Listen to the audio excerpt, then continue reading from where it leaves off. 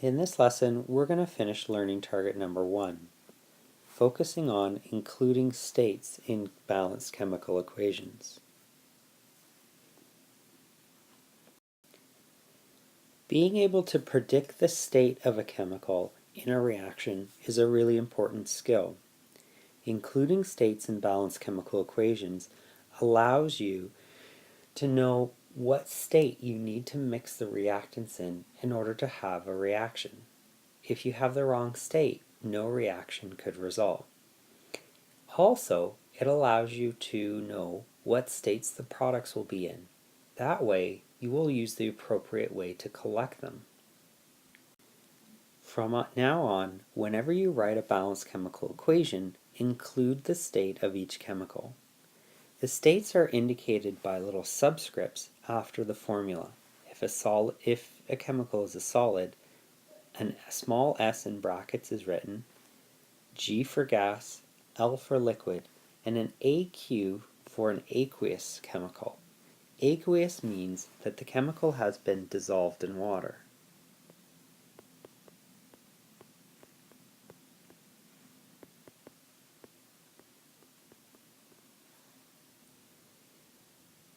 Aqueous is derived from the Latin word aqua, meaning water. Figuring out the states of the chemicals can be a little tricky at first. You need to know a set of rules and be able to recognize and follow certain situations. The states of elements are actually color-coded on our classroom periodic table. Also, the periodic table in the back of your textbook if you're working at home. On our periodic table in the classroom, the symbols for different elements is the color code. If the symbol is written in black, then it's a solid. If it's written in blue, like mercury or bromine, then it's a liquid at room temperature. And if it's written in red, like hydrogen, then it's a gas. You have to be careful. The color code in the back of the book is a little bit different, so make sure you read the legend for the periodic table that you're using.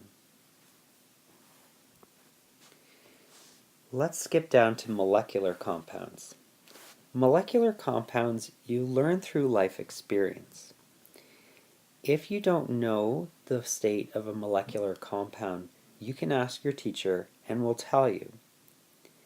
Now, the proper way of figuring out if you don't know is by drawing the molecular compound, figuring out whether it's a polar or a non-polar compound, determining what intermolecular force it has, and then predicting based on the strength of that force.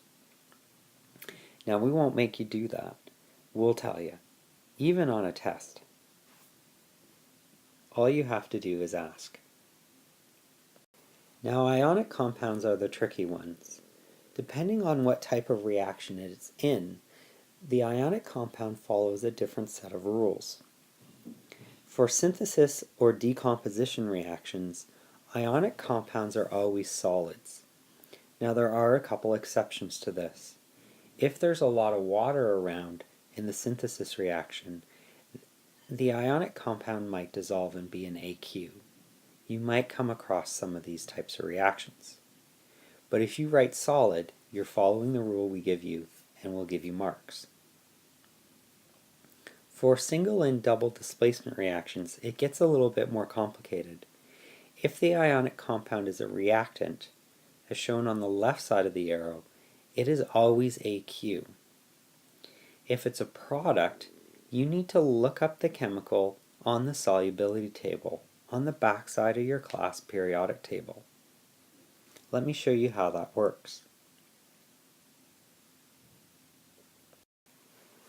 Here's the solubility table that Miss Jameson and I wrote. It's designed so that you look up your chemical by anion, or the second piece. So for example, if I want to find out the state of PbCl2, and it's a product in a double displacement reaction, I would look up my compound by Cl1-. That's the anion in the compound. Now here we have the ions, and we have what the solubility rule is. If the compound is soluble, it means it will dissolve in water and have an aqueous state.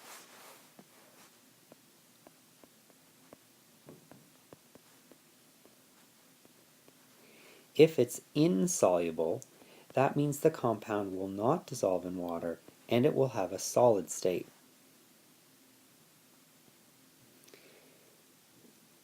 Now the compounds that are listed on this chart have exceptions to their solubility rules, and they're listed in the last column. So for example, if I'm looking up Cl1-, compounds that contain it are always soluble or have an aqueous state, except for when Cl1- is with a silver 1+, a mercury 2+, and a lead 2+. And in my compound, I have it with one of the exceptions. That means that my compound will break the rule and be an insoluble compound, which means it will have a solid state.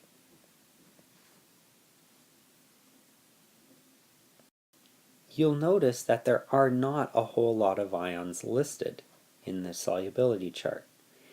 If you have an ionic compound and the ion's not found on our solubility table, that means it's always soluble, which means always aqueous.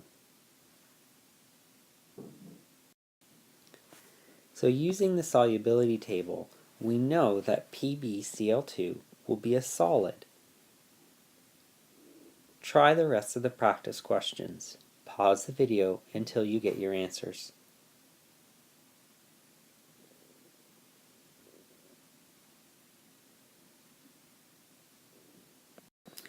Here are all the answers. Zinc oxide is a solid. KNO3 aqueous. Calcium carbonate solid. Aluminum phosphate solid. Silver chloride solid. Zinc carbonate solid. FeSO4 aqueous. MgCl2 aqueous. And CaS aqueous. Let's do some examples putting it all together. Example 1, potassium burns in oxygen gas to form potassium oxide. Let's write the balanced chemical equation, including states. The first thing to do is to change the chemical names into formulas and come up with a skeleton equation. Potassium is a K. Now it's an element by itself and it's not diatomic, so it doesn't get a charge number or a quantity number. It burns in oxygen gas, so plus O2. Remember, oxygen is diatomic, and this produces potassium oxide. Here I have a metal and a nonmetal, so I need to use the crisscross method. Potassium has a 1+, oxygen has a 2-, so I end up with K2O when I crisscross. To balance the equation, I need to put a 2 here and a 4 here. Now to put my states in. Potassium symbol is written in black on our class periodic table. Solid. Oxygen is written in red, so gas. And K2O, that's an ionic compound. I need to figure out what type of reaction this is. Here I have two things becoming one. It's a synthesis reaction, and ionic compounds in synthesis reactions are always solid.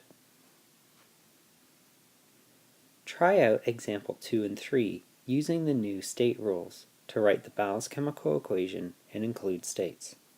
Pause the video here until you get your answers.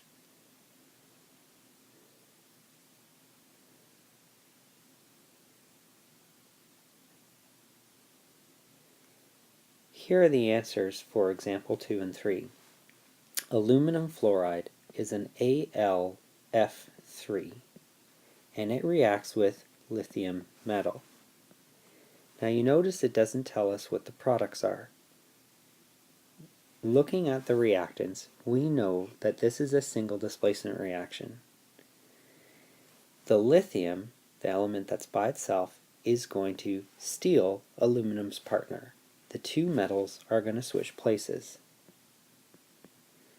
When you make a new ionic compound, make sure you look up the charges and crisscross them together.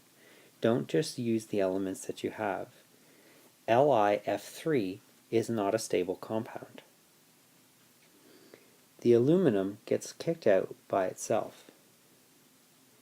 Now to balance the equation, I need to put a 3 here to balance my F's and a 3 here to balance my lithiums. Now for states. On the left side of the equation, AlF3 is in a single displacement reaction and must be AQ. Lithium is an element, so I use the color of its symbol in order to find its state. It's a solid. Lithium fluoride is an ionic compound in a single displacement reaction, and it's a product. I need to look this up on the solubility table. You notice F1- isn't on the table. That means all fluoride compounds are going to be soluble and AQ state. Because aluminum is an element, I use the color of its symbol to determine its state.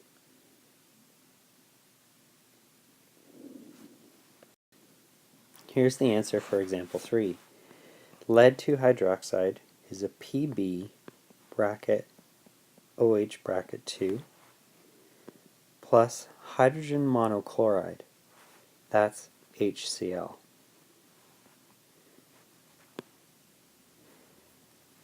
Here I have 2 ionic compounds. That means I'm going to do a double displacement reaction. The first, the lead, is going to go with the last, the chlorine. And then I need to re-crisscross. Lead's got a 2 plus, chlorine's got a 1 minus. I know to use the 2 plus because over here the lead also has a 2 plus charge. In double displacement reactions, the charge of transition metals doesn't change over the course of the reaction.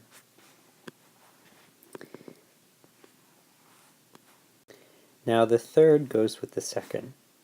When you're doing double displacements and you're mixing together H and OHs, just write down water, even if you have an extra O or H. That'll get sorted out when we balance the equation. I don't have hydroxides on both sides of the equation, so I need to break this polyatomic apart. I have 1 lead on each side. I have 2 Cl's on the right side, so I need to put a coefficient of 2 in front of the HCl. That gives me 4 H's on the left, 2 inside the bracket and 2 in the HCl, so I need to put a 2 in front of my waters. That balances my oxygens. I have 2 inside this bracket, and I have 2 over here in the waters. Now for states. PbOH2 and HCl are both ionic compounds in a double displacement reaction, and on the left side of the arrow they're reactants, so they have to be AQ, no matter what the solubility table says. On the right side, I look up PbCl2 on my solubility table. It's going to be a solid, because PbCl2 is one of the exceptions to the chlorine solubility rules. Water is a molecular compound, so you know this through life experience. It's a liquid.